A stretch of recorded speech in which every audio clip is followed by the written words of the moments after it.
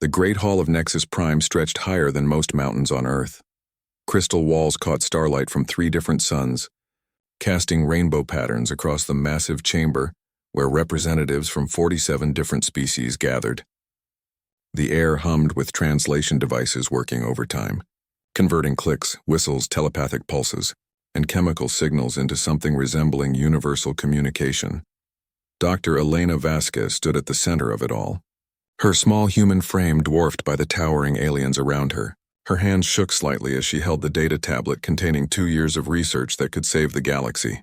Behind her, 3 other human scientists waited nervously, their equipment looking primitive next to the floating holographic displays and quantum processors used by other species. The Zephyrians dominated the front rows, their blue-scaled bodies gleaming under the crystal light. Chancellor Krixtal sat on his elevated throne, his forearms crossed in obvious boredom. His species had been traveling between stars when humans were still learning to make fire. Next to him, the Altarians whispered among themselves through their tentacle-like appendages, their large eyes occasionally glancing at the humans with barely concealed amusement. Elena cleared her throat. The hall fell silent, not out of respect, but because the automated systems demanded it during official presentations. She activated her holographic display, showing a 3-dimensional map of the galaxy. Red dots appeared throughout the spiral arms, each one representing a dimensional rift her team had detected. Honored council members, Elena began, her voice carrying across the vast space through the translation network. Over the past 18 months, we have documented 47 instances of dimensional rifts appearing throughout council space. These tiers in spacetime are not random events. They follow a pattern that suggests a systematic weakening of the fabric of reality itself. A low rumble came from the Nexari section. The crystalline beings communicated through light pulses, and their current pattern suggested mild annoyance. One of their representatives, a being that looked like a walking diamond formation, projected its thoughts into the translation system. The newcomers present interesting theories, the Nexari's translated voice echoed through the hall. However, our species has monitored dimensional stability for over 2 million years. Such catastrophic predictions have been made before by younger civilizations who lack proper understanding of cosmic forces. Elena felt her heart sink, but she pressed on. We understand the Council's experience far exceeds our own. However, our calculations show that these rifts are accelerating in frequency and size. If current trends continue, we project total galactic collapse within 50 years. Chancellor Krixtal finally stirred from his throne. His voice, when translated, carried the weight of centuries of authority. Dr. Vasquez, your species has been part of galactic civilization for barely 200 years. The Zephyrians have observed cosmic phenomena for over 1 million years. The Athari have maintained meditation on the nature of existence for even longer. What could your primitive instruments possibly detect that our advanced sciences have missed? The question stung, but Elena had expected it. She manipulated her display, zooming in on the most recent rift near the mining world of Kepler 438b. We understand the Council's skepticism, but our analysis shows that these rifts are not natural phenomena.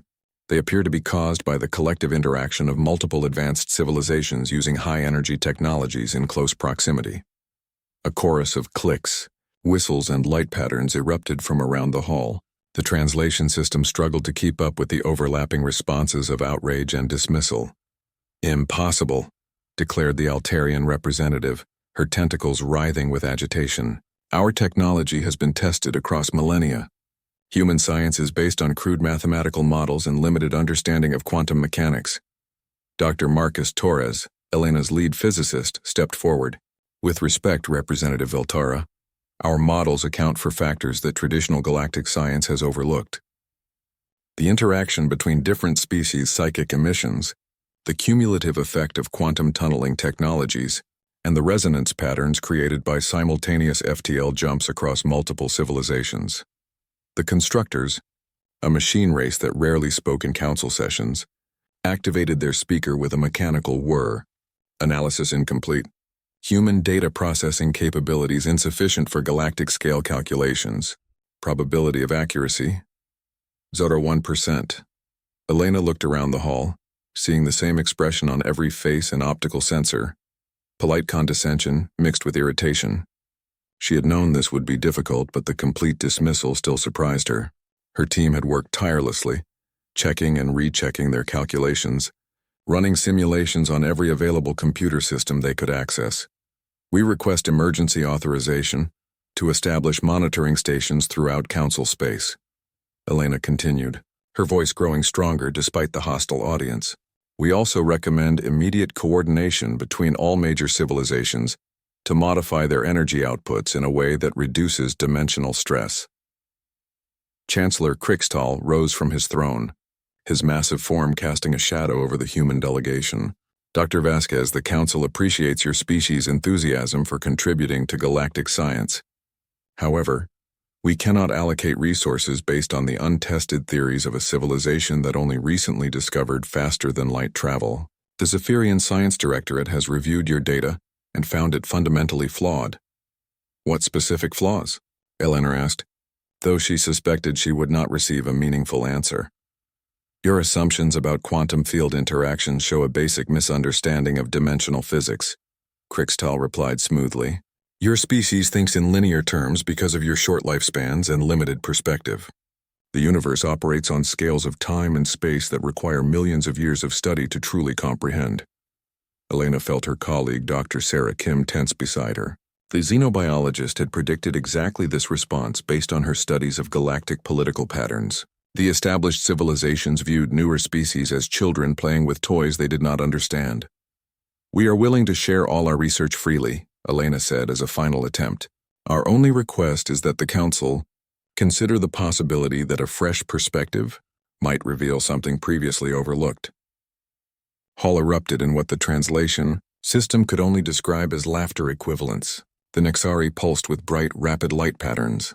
The Zephyrians made a sound like rushing water. Even the normally stoic Athari projected a sense of cosmic amusement through their telepathic broadcasts. The arrogance of youth, muttered the Altarian representative. They believe they can solve in decades what we have studied for millennia. Ambassador Chen Wei, humanity's senior diplomatic representative, stood up slowly. He was an older man, gray-haired and patient, who had spent decades building relationships with alien civilizations. When he spoke, his voice carried quiet dignity. The human delegation acknowledges the Council's decision, he said simply. We also acknowledge that our warnings have been heard and considered by beings far wiser and more experienced than ourselves. Elena started to protest, but Chen Wei raised his hand slightly, a gesture she recognized. Not here. Not now. However, Chen continued, humanity cannot in good conscience ignore what our research suggests. We will therefore be withdrawing from active participation in Council affairs to pursue independent study of this phenomenon. We believe the threat is real, and if the established civilizations do not share this concern, then humanity must prepare independently. The announcement caused barely a ripple in the Great Hall. A few representatives exchanged glances, but most seemed relieved that the annoying newcomers would stop wasting council time with their primitive theories. Chancellor Krixtal waved one of his 4 hands dismissively. The Council respects humanity's right to pursue whatever research interests them. We wish you success in your endeavors. The human delegation gathered their equipment quietly. Elena took one last look at her data display, at the red dot spreading across the galaxy like an infection. She knew she was right. Her team was right. But knowledge without the power to act on it was useless. As they walked toward the exit, Elena heard the Council already moving on to the next item of business, trade negotiations between the Zephyrians and constructors over mining rights in the Vega system. The fate of the galaxy dismissed in less than an hour. Outside the Great Hall, Ambassador Chen Wei put a gentle hand on Elena's shoulder. Sometimes, he said quietly, the only way to prove you are right is to survive being ignored. Elena nodded, already thinking about the message she would send to Earth. Humanity had just been given the greatest challenge in its history. They would face it alone. The message went out through encrypted quantum channels to every human settlement, research station, and trading post across the galaxy. It was simple, coded in language that looked like routine administrative updates but carried deeper meaning to those who knew how to read it. Project Homecoming is now active. All personnel should prepare for extended family visits. On Rigel Station, Chief Engineer Marcus Torres received the message while calibrating the gravitational field generators that kept the massive orbital platform stable. The station served as a hub for 3 different alien civilizations, processing rare metals that could only be refined in zero gravity. What the aliens did not know was that the entire operation depended on human modifications to their equipment. Marcus looked around the engineering section, noting the positions of every human worker. 12 engineers, 8 technicians, 4 specialists in quantum field manipulation. All of them had been waiting for this message for months, ever since the Council rejected their warnings about dimensional rifts. "Listen up," Marcus said quietly to his team during the next shift change. "We start our vacation rotations tomorrow. Home leave for everyone, rotating schedules. Smith, you take the first group. Johnson, you handle the second wave. I want this place running on minimal human supervision within 2 weeks." The aliens barely noticed. The constructors assumed it was typical human inefficiency in workforce management.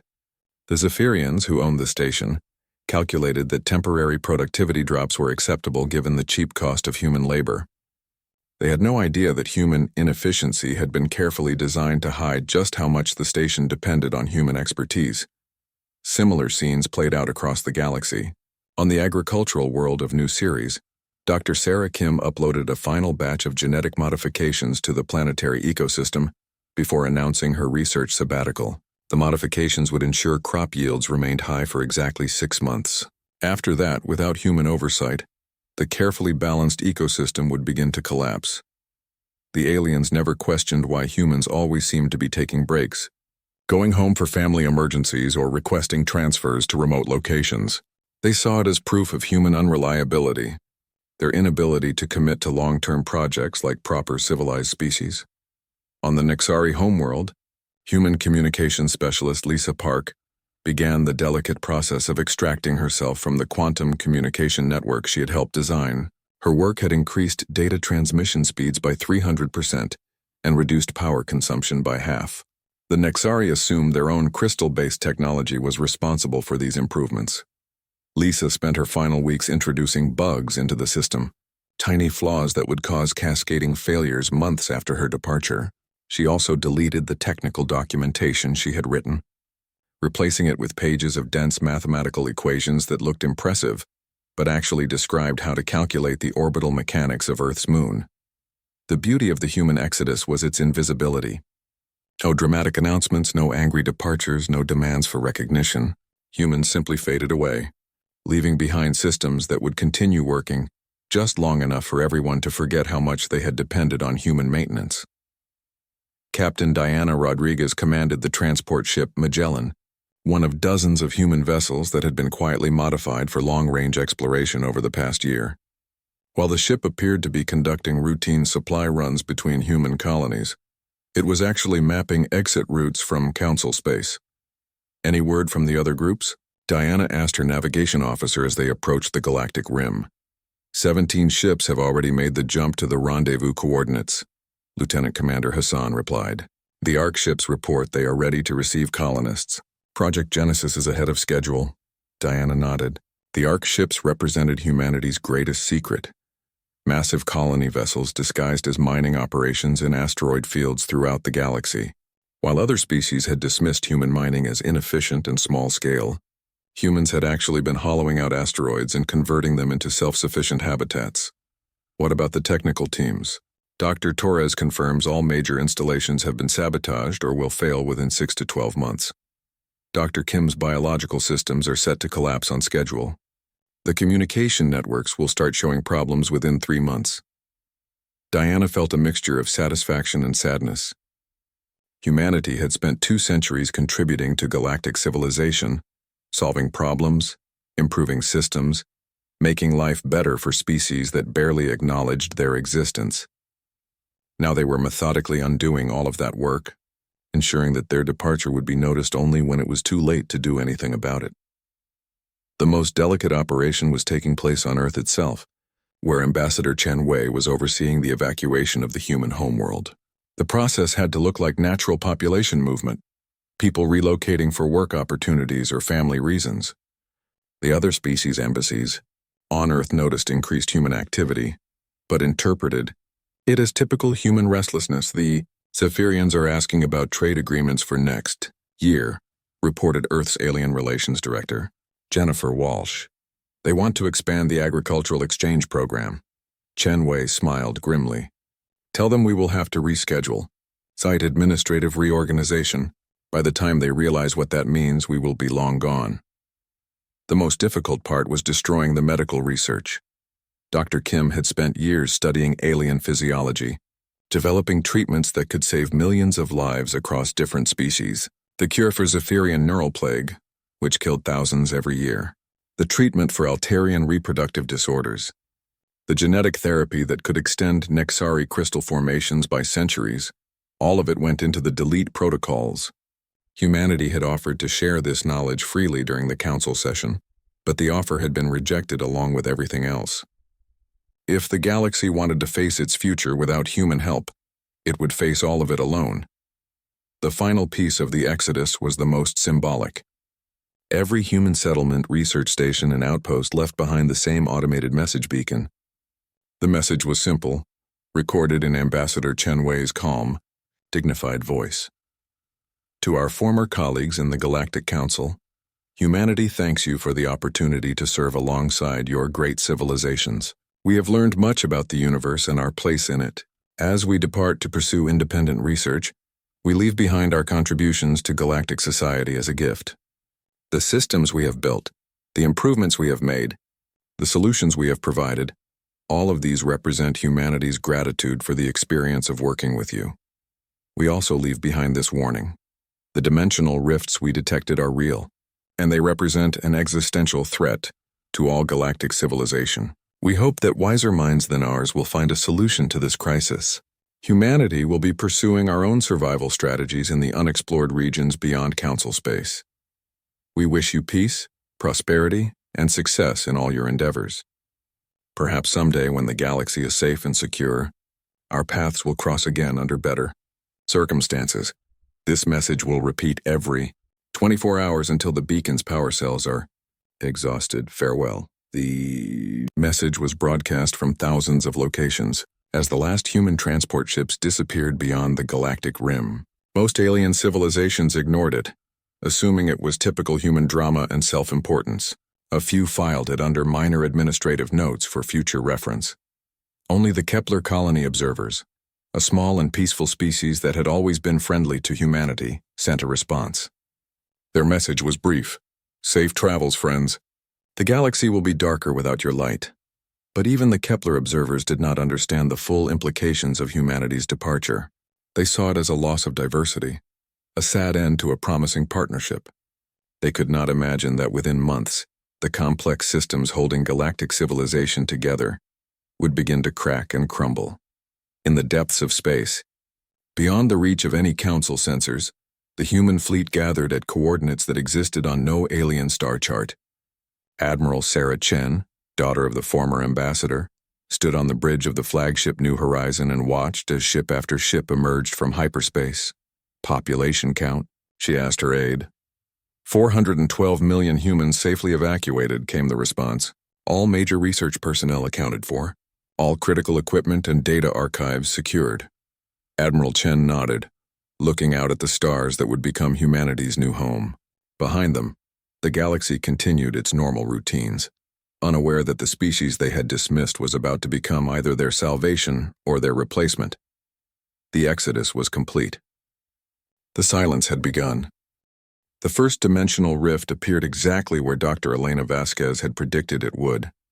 Korath 7 was a minor industrial world in Zephyrian space, home to automated mining operations and a small scientific outpost. The planet had 3 moons, all of them converted into manufacturing facilities that processed rare metals for the galactic economy.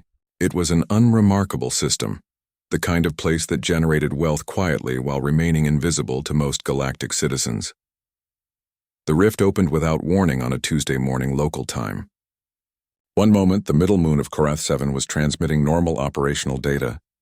The next moment, it was gone, consumed by a tear in space that twisted reality into impossible shapes. Commander Zek Tal of the Zephyrian Naval Science Corps arrived at the system 3 days later, leading a team of their best dimensional physicists. His ship approached the rift cautiously, sensors working overtime to analyze the phenomenon that had devoured an entire moon in less than 6 minutes. Readings are consistent with theoretical models of dimensional instability, reported his science officer, a young Zephyrian named Velnus. However, the scale is far beyond anything in our databases. This rift measures approximately 50,000 kilometers across and appears to be growing. Commander Zektal studied the data streaming across his displays. The numbers looked familiar, triggering a memory he tried to suppress. Somewhere in his files was a report from the Galactic Council session 18 months ago, when the humans had presented their warning about dimensional collapse. Cross-reference these readings with archived human research data, he ordered reluctantly. Sir, Velnus replied after a few minutes of searching, most human scientific databases appear to be encrypted or corrupted. However, I found a summary of their presentation to the Council. The predicted energy signatures for dimensional rifts match our current readings with 97% accuracy. The silence on the bridge lasted nearly a full minute. Finally, Commander Zektal activated the communication system. Establish contact with human diplomatic channels. Priority Alpha protocols. Sir, human diplomatic offices throughout Council space appear to be closed. All communication attempts are being redirected to automated systems that provide no useful information. Zektal felt a cold knot forming in his stomach. What about human research stations? Industrial facilities? Trading posts? All appear to be operating on reduced capacity or have been abandoned, sir. Records show massive human population movements over the past year, but they were classified as routine administrative relocations. The realization hit the Zephyrian commander like a physical blow. The humans had not just been ignored by the Council, they had been dismissed so completely that no one had bothered to track their movements afterward. The species that had warned about dimensional collapse had quietly disappeared, taking their knowledge with them. Over the following weeks, similar realizations dawned across galactic civilization as systems began failing in ways that seemed impossible. On Rigel Station, the gravitational field generators that Marcus Torres had maintained started producing dangerous resonance patterns. The Zephyrian station manager, Crixvan, initially blamed the failures on poor maintenance by the remaining non-human staff. It took 3 near-catastrophic system failures before he realized that his human engineers had been performing modifications that kept the entire facility stable. The technical manuals were useless. Every critical system had human-written documentation that looked complete, but actually contained subtle errors and missing steps. The equations were correct, but the practical applications required knowledge that existed only in human minds. Where are the human maintenance teams? Crixvan demanded during an emergency staff meeting. They requested extended leave for family obligations, replied the station's constructor administrator, its mechanical voice carrying no emotion. Standard human behavior patterns indicated this was routine workforce management. Get them back. Offer double pay, triple pay, whatever it takes. Communication attempts have failed.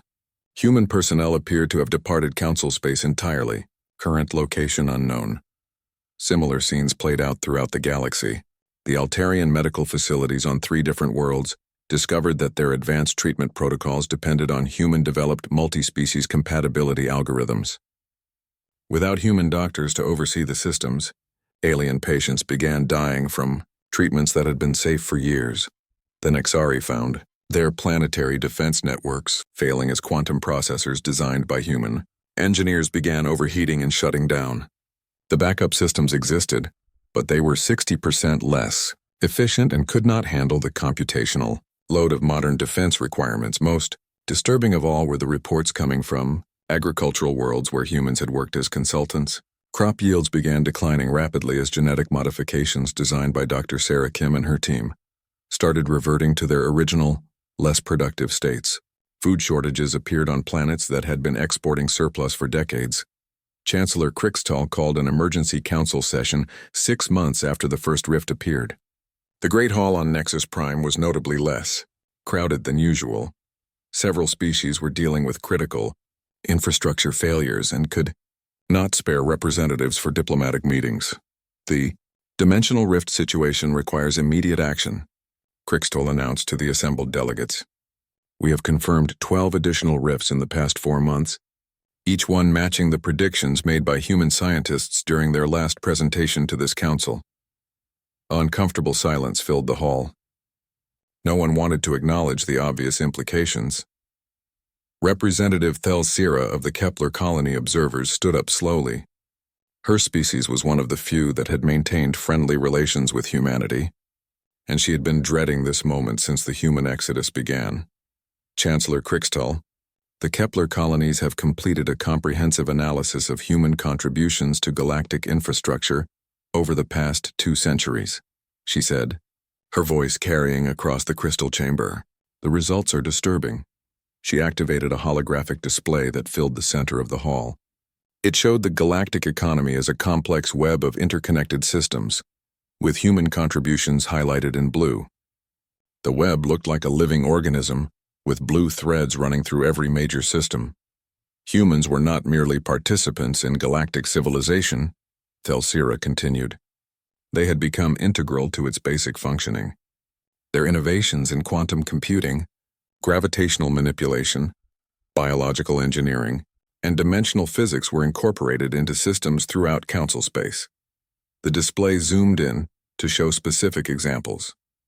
The Zephyrian trading networks that depended on human navigation algorithms, the constructor manufacturing lines that used human efficiency protocols, the Nexari communication systems enhanced by human quantum entanglement techniques. Furthermore, Thelsira added, her tone becoming more grave, our analysis suggests that humans deliberately designed these contributions to be difficult to maintain without their direct involvement. They created dependencies while making themselves appear non-essential. The implications hung in the air like a toxic cloud. Chancellor Krixtal's forearms trembled with barely controlled anger. Are you suggesting the humans planned their departure as some form of sabotage? I am suggesting that humans understood how little their contributions were valued by the Council. They prepared for the possibility of rejection by ensuring their departure would be noticed eventually. The constructor representative activated its speakers with a harsh electronic buzz. Analysis confirms systematic dependency creation. Human behavioral patterns suggest long-term strategic planning. Current crisis appears to be deliberately engineered revenge scenario. Revenge? The Altarian delegates' tentacles writhed with agitation.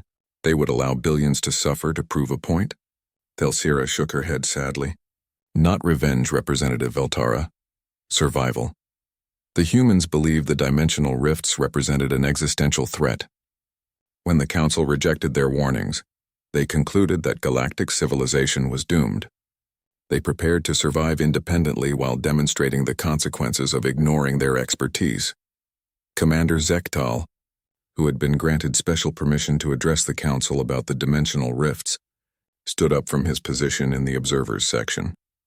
With respect, representatives, the immediate question is not human motivations but human location.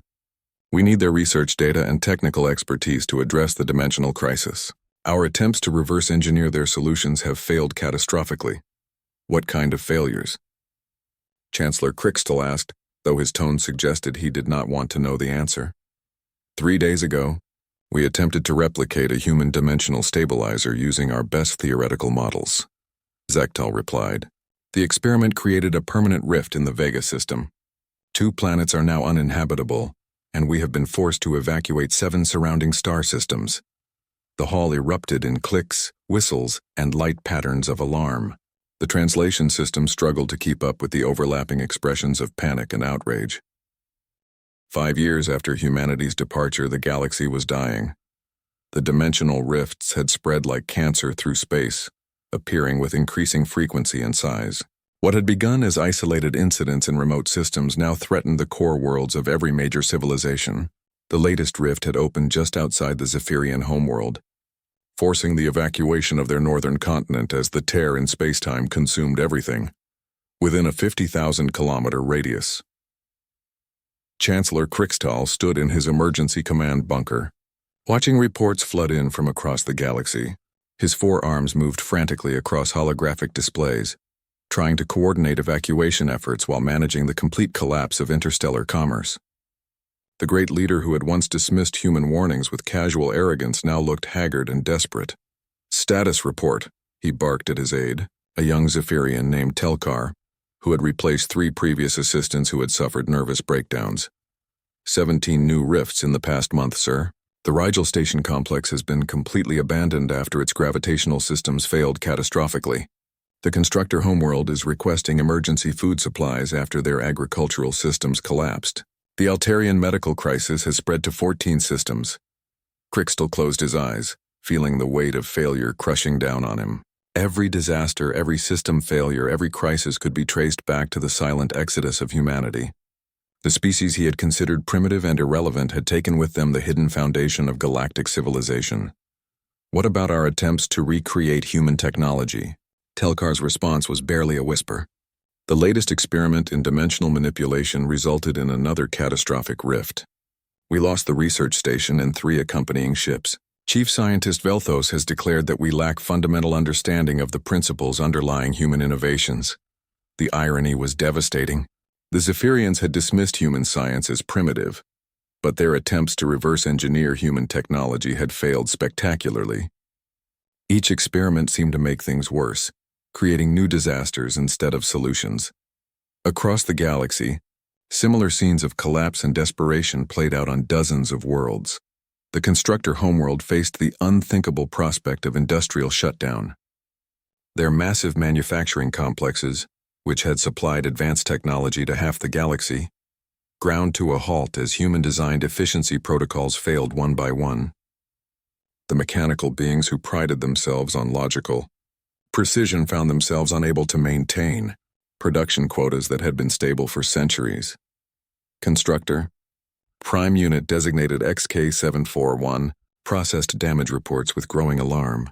Its mechanical consciousness, designed for optimal decision-making, struggled to comprehend how one species could have been so integral to their operations without their awareness analysis. Human integration into constructor systems exceeded all projections, it announced to the Central Processing Council. Efficiency improvements attributed to constructor innovation were actually dependent on human oversight and maintenance. The revelation shattered constructor understanding of their own capabilities. Their civilization was built on the concept of mechanical perfection and logical superiority. But they had been dependent on organic intuition and creativity without realizing it. The medical crisis on Altarian worlds was even more dire. Dr. Velsera, the Altarian Empire's chief medical officer, stood in a hospital ward filled with patients suffering from diseases that should have been easily treatable. The advanced medical protocols developed with human assistance had begun failing, as the underlying biological algorithms degraded without human oversight. "How many casualties today?" she asked her assistant, though she dreaded the answer. 237 deaths across the Empire, Doctor. The neural plague has returned with unprecedented virulence. The reproductive disorder treatments are causing sterility instead of fertility. Our genetic therapies are producing cancers instead of healing. Velsera felt her tentacles trembling with frustration and grief.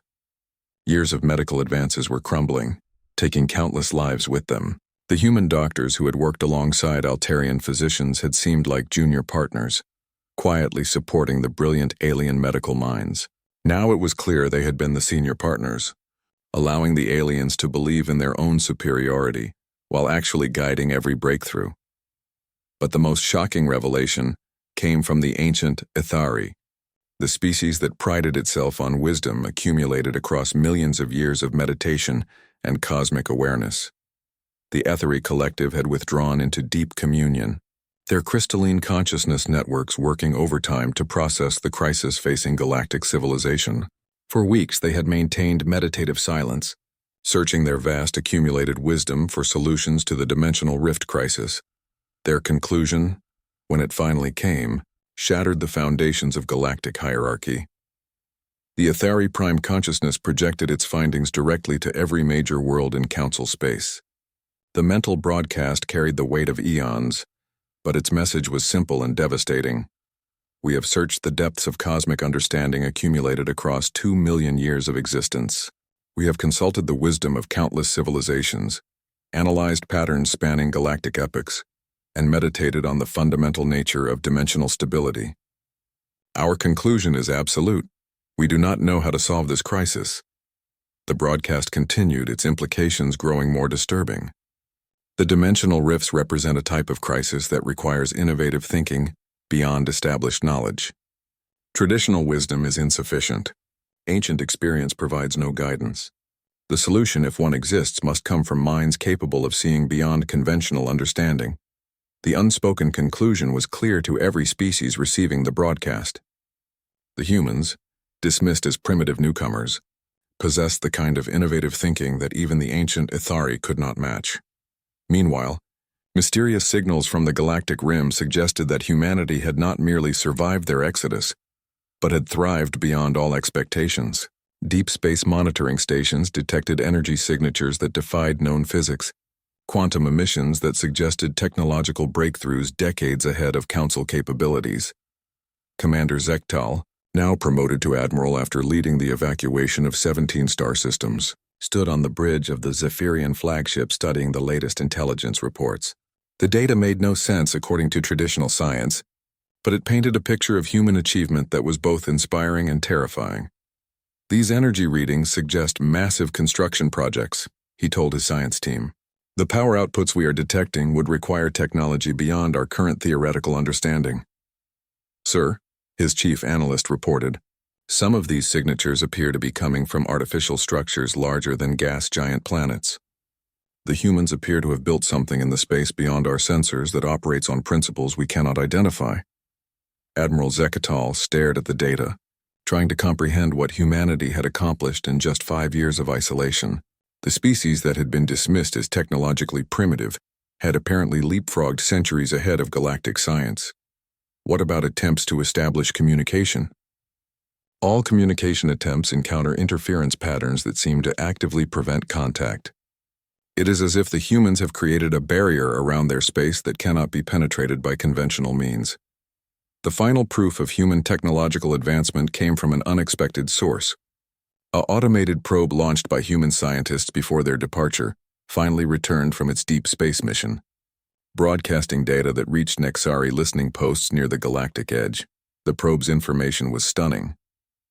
It contained detailed maps of dimensional rift patterns across the entire galaxy, predictions of rift development with frightening accuracy, and theoretical frameworks for dimensional stabilization that were centuries ahead of anything in Council databases. But most shocking of all was the probe's final message, clearly intended as a communication to galactic civilization. If you are receiving this signal, then our warnings about dimensional collapse have proven accurate. This probe contains the theoretical foundation for dimensional stabilization technology. However, the practical implementation requires resources, cooperation, and technological capabilities that exist only in human space. We remain committed to the survival of all galactic life, but we will not again offer help to those who refuse to acknowledge its value.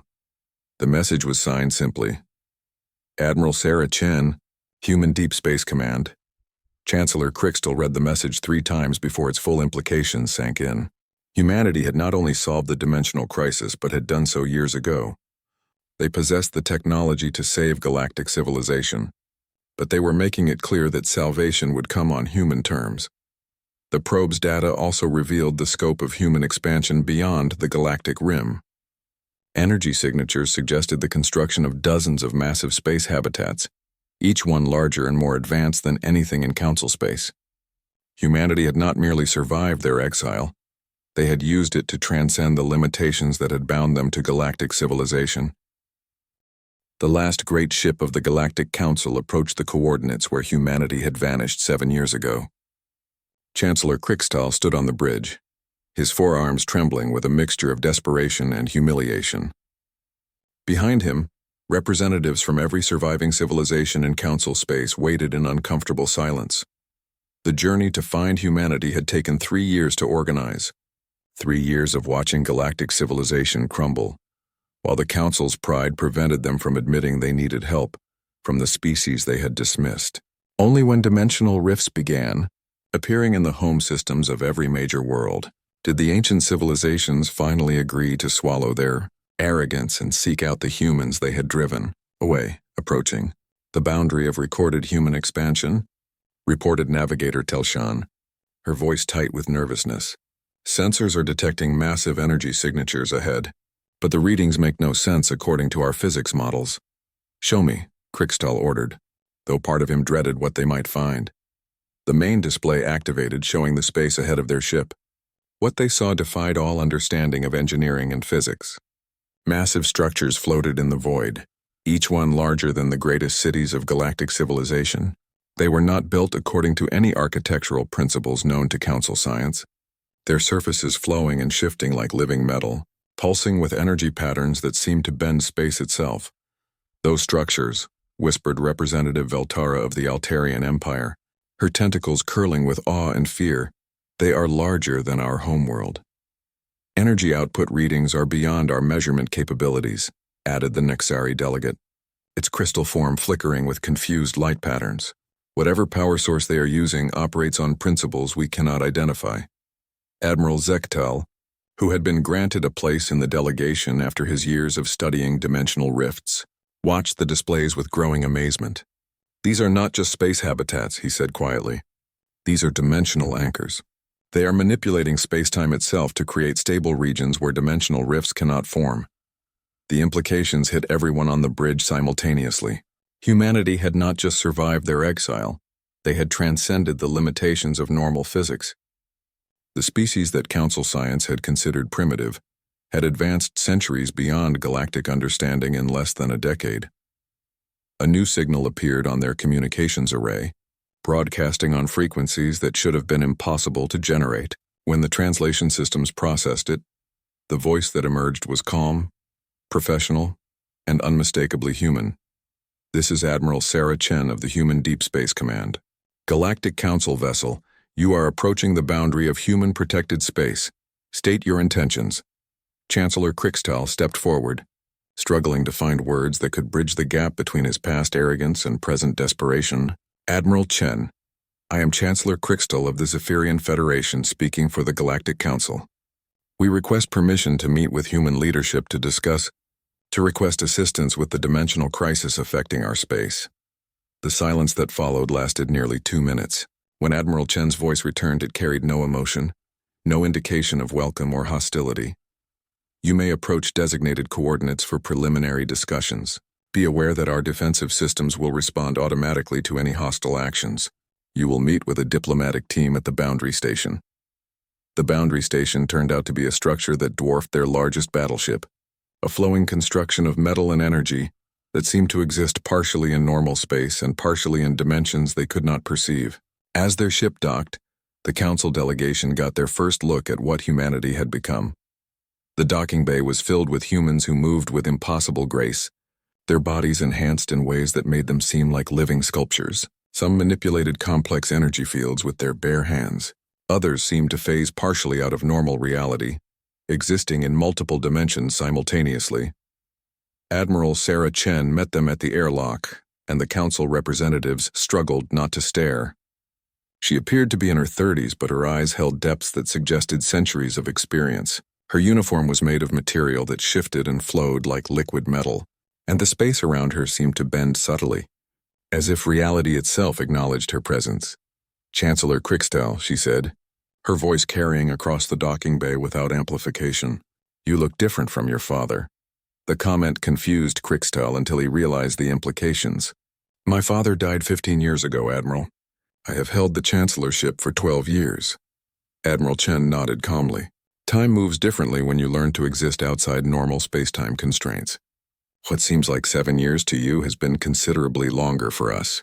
We have had ample time to observe the collapse of galactic civilization and to develop appropriate responses." She led them through corridors that defied architectural logic, walls that curved through dimensions that should not exist, past windows that showed views of space from angles that made no geometric sense. The Council representatives followed in stunned silence, finally understanding how far humanity had advanced beyond their comprehension. The meeting room was a sphere floating in what appeared to be empty space, with chairs that materialized from nothing as they entered. Admiral Chen gestured for them to sit, while she remained standing, her form seeming to exist in multiple positions simultaneously. "You have come to request our assistance with dimensional rifts," she said without preamble. "The same dimensional rifts we warned you about 7 years ago. The same crisis you dismissed as the fearful imaginings of a primitive species. Chancellor Krickstall felt his diplomatic training desert him entirely. Admiral Chen, we were wrong. Catastrophically wrong. Our civilizations are facing extinction because we failed to listen to human warnings. I personally dismissed your research as irrelevant. I was wrong, and billions of beings have suffered because of my arrogance. Not your arrogance alone, Admiral Chen replied. The entire structure of galactic civilization was built on the assumption that age and experience automatically confer wisdom. Your species learned to dismiss innovation because it threatened established hierarchies. She gestured, and the room filled with holographic displays showing the current state of galactic civilization. Dimensional rifts spreading like infection, infrastructure failing, populations fleeing their homeworlds as space itself became unstable. We solved the dimensional crisis 4 years ago. Admiral Chen continued. The solution required fundamental advances in quantum mechanics, dimensional physics, and consciousness integration with spacetime itself. Technologies that exist only in human space because we were forced to innovate independently. Representative Thelzira of the Kepler colonies, who had tried to warn the Council about human contributions years ago, spoke up hesitantly. Admiral, is there any possibility of assistance? Any terms under which humanity might help stabilize the remaining systems in Council space? Admiral Chen's expression softened slightly when she looked at Thelzira. Your species showed us friendship when others showed only condescension. That has not been forgotten. She turned back to Chancellor Krickstall. The question is whether the galactic community has learned enough from this crisis to build a different kind of civilization. One where innovation is valued over tradition, where young voices are heard alongside ancient wisdom, where strength is measured by contribution rather than by age. What would you require? Krickstall asked, though he suspected the answer would reshape everything he thought he understood about galactic power structures. The dissolution of the current council structure, Admiral Chen replied immediately, the creation of a new federation where all species participate as equals, where decisions are made based on expertise rather than seniority, where humanity's voice carries the weight that our capabilities have earned. The council representatives exchanged glances of shock and dismay. What she was proposing was nothing less than the complete restructuring of galactic civilization. You are asking us to abandon social structures that have existed for millions of years, protested the Etheri representative, its ancient consciousness radiating distress. To overturn the natural order where wisdom comes with age. I am asking you to acknowledge reality, Admiral Chen responded.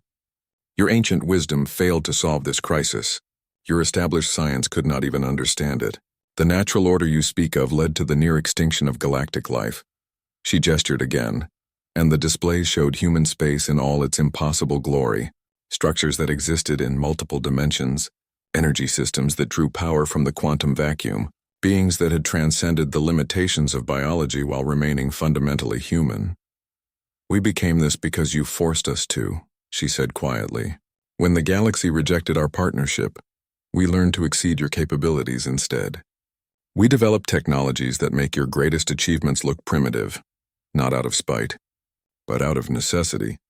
Chancellor Krickstall looked around at his fellow delegates, seeing the same mixture of awe and defeat in every face.